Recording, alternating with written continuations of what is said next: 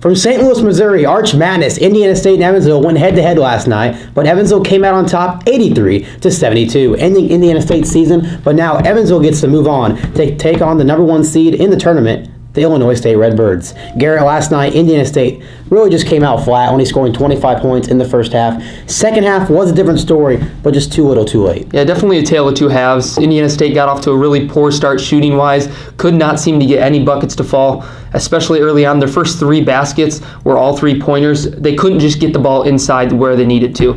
Eventually, TJ Bell would help out with that. He got some interior buckets, and he did a good job scoring 15 points on the night, but it was just too little too late for them in the end when they finally got that offense going. And then on the other side, Evansville just couldn't miss early on. If you look at it, 44 first half points, that's just unheard of. They were firing on all cylinders. You say unheard of, but Indiana State had 47 second half points. What was the difference of two tales? What happened in the first half that didn't happen in the second half? Indiana State came out with the intensity they needed to in the second half. They realized that their backs were against the wall. The season was on the line, and that's why they were able to cut it to only 6 points. When you combine that with Evansville's shooting percentage finally dropping underneath 50% in the second half, and I say finally because it just seems like the first half they were never going to miss. But they cooled back down, came back to their normal percentage, and that's why Evansville was able to allow Indiana State back into that game. Looking at the stat sheet from Indiana State's side, Brent Scott had 17 points, and that was mostly all in the second half.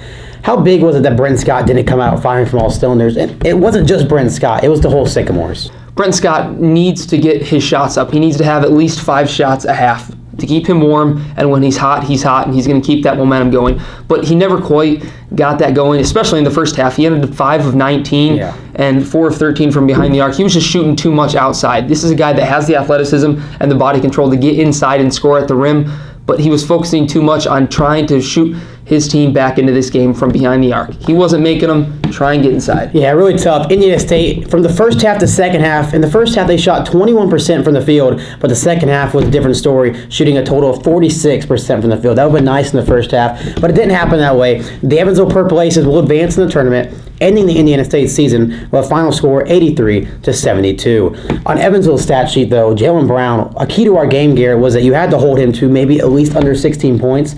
Well, he told me to shut up, and he went off. 27 total points for Jaylen Brown. Yeah, he had an amazing game, and it really started early on for him. You could see that he was fired up and ready to play. The senior doesn't want his season to end, and I know no one else wanted to for Indiana State, but they just couldn't seem to stop him. No matter how hard they tried, no matter how close they got to him, Trey Knight was up in his jersey, and he was just shooting over the defenders, and he couldn't seem to miss, especially in the first half. Made some buckets late as well to ice the game. Does Evansville have a chance to knock off the number 1 seed Illinois State? If they can play a full 40 minutes, unlike what they did yesterday, they blew a 20-plus point lead, and Indiana State was able to cut it down to 6 and 7 for the last few minutes of the game. But if they can play in the entire game the way they played in the first half, anything is possible. I know they're an 8 seed playing against a 1 seed, but Illinois State might be taken by surprise.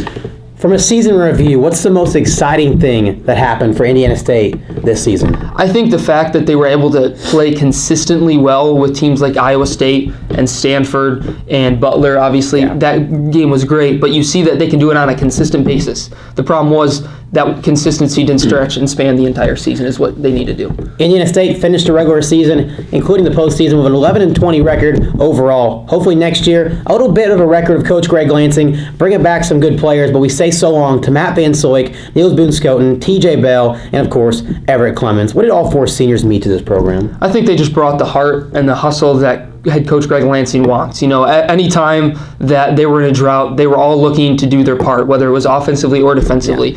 You never had to tell them to shoot their shot because they were always going to. They wanted to make an impact, and that's what was great about this group of seniors. Well, Garrett, we're back at it next week. Hoops in the Heartland will take place. We do have that from Moline, Illinois. Hoops in the Heartland, we follow the Indiana State women's basketball team as they go in Missouri Valley Conference tournament action as well. But for now, the Indiana State men's basketball season comes to an end. For Garrett Short, I'm Corey Clark. From St. Louis, Missouri, Evansville knocks off Indiana State 83-72.